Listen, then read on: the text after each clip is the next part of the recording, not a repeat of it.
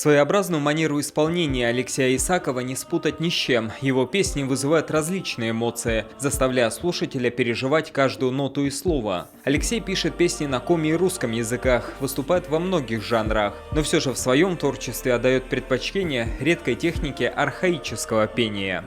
Архаическое пение – это, если по-другому назвать, якутское горловое пение.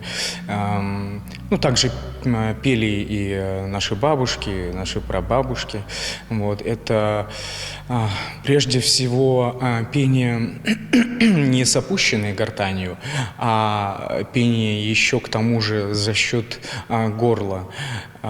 Несколько экстремальный вид пения, но очень звонкий, очень мощный.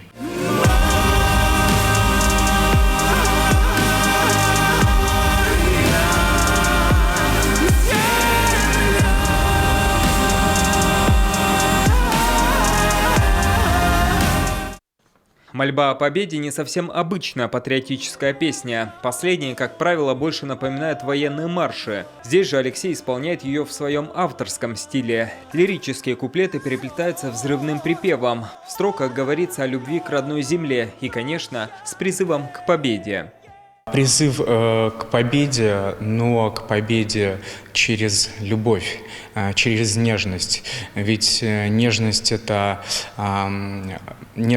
одно из самых больших наших оружий.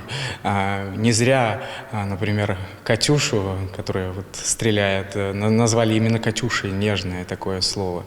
То есть это невероятное оружие.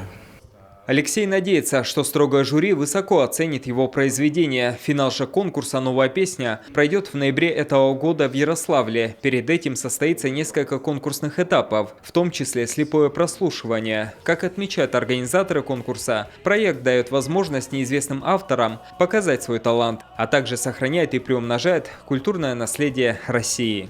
Павел Королев, Роман Боровиков, телеканал Юрган.